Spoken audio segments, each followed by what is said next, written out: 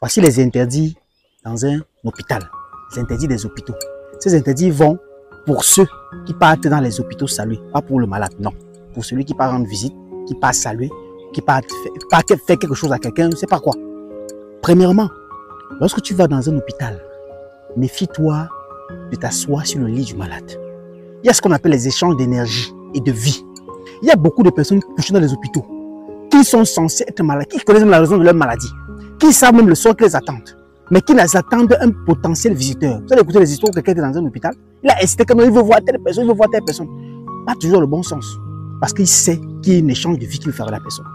Parfois, il ne veut pas te voir, mais si tu viens, tu entres, que tu t'assois sur le lit d'hôpital et que tu n'as pas, cette personne ne te voyait pas bien ou que la personne est diabolique, la personne peut faire un échange de vie. C'est-à-dire, après, il va se lever et toi, tu mourras après. C'est très clair ce que je suis en train de dire, ce n'est pas les blagues. On ne s'assoit pas sur le lit du malade.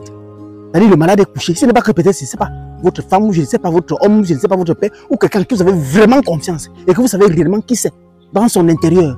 Ne vous asseyez pas sur le lit du malade. C'est-à-dire, vous êtes à l'hôpital, vous asseyez sur le lit. Je vois les gens s'asseoir sur le lit du malade, parler, toucher. Faites attention. Je ne sais pas les familles, mais je donne des vidéos instructives dans le cadre des gestions des énergies. Votre enfant va être malade, vous allez asseoir sur le lit, tout. Vous connaissez comment vous connaissez votre enfant, mais dites bien, si ce n'est pas que c'est votre personne, que vous connaissez vraiment cette personne, membre de famille que vous maîtrisez, n'allez pas vous asseoir sur son lit de malade.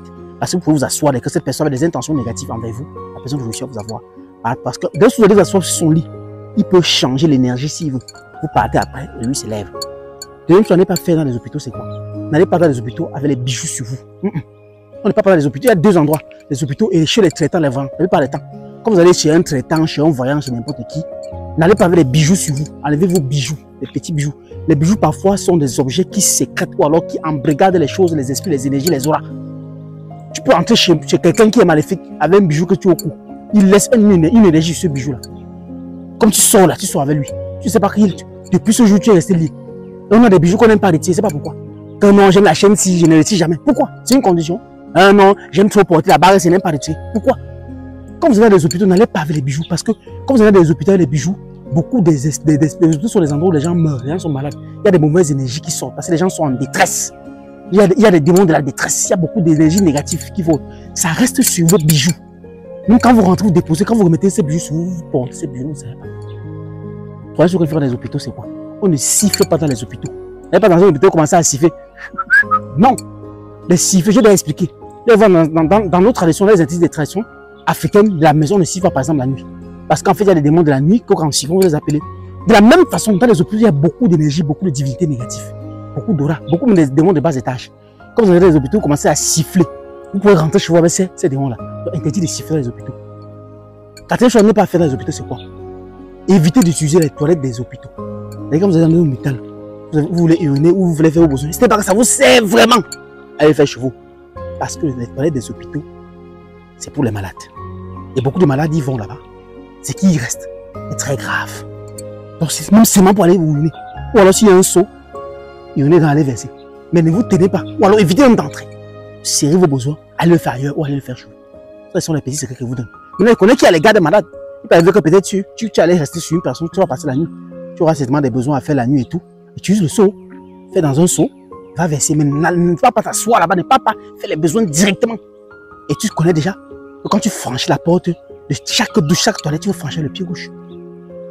Cinquième et dernière chose qu'on fait dans les hôpitaux, c'est quoi?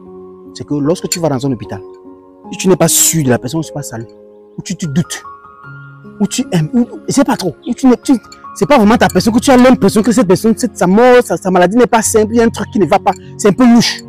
Mais que tu te sens obligé d'aller le saluer. D'aller le saluer. Déjà, il faut notifier que tout le seuil de porte de l'hôpital des malades, quand tu arrives, tu traverses avec le pied gauche. Signe de défense. Et en sortant, tu sors avec le dos. Oui! Quand tu parles le saluer, en sortant, sors avec le dos. Quand tu sais que c'est une maladie louche, bizarre ou n'importe comment. Mais c'est ton propre frère, mais c'est ta propre, même c'est n'importe qui, que tu sens que la maladie si. Il y a un truc qui cloche derrière la maladie si. Pas le saluer. En ressortant, sors avec le dos.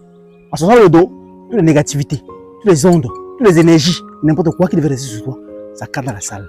Vous allez voir que certains médecins dans les hôpitaux, surtout ceux qui opèrent, avant les chirurgiens, avant d'entrer en salle d'opération, parfois ils entrent avec le dos. Ils sortent avec le dos. Il y a beaucoup de signes. C'est pourquoi s'il y a n'importe quelle négativité, n'importe quel pied sur le malade, sur le lit, que ça ne l'atteint pas. Mais ils ne peuvent pas vous dire le pourquoi. De la même façon, quand tu veux saluer un malade et que tu doutes de ce malade-là, ou que tu sais que sa maladie est louche, ou la plupart du temps, habitue toi-même. Tu passes saluer un malade en sortant, soit avec le dos. Tout simplement. Si tu les interdis dans un hôpital, ou alors dans des hôpitaux, pour chaque Africain, pour maintenir son énergie, sa force, sa vitalité, et surtout, pour ne pas payer le prix des autres. Car chacun est venu sur terre pour porter sa croix. C'était le Minendia, à l'un de ton cerveau. À très bientôt.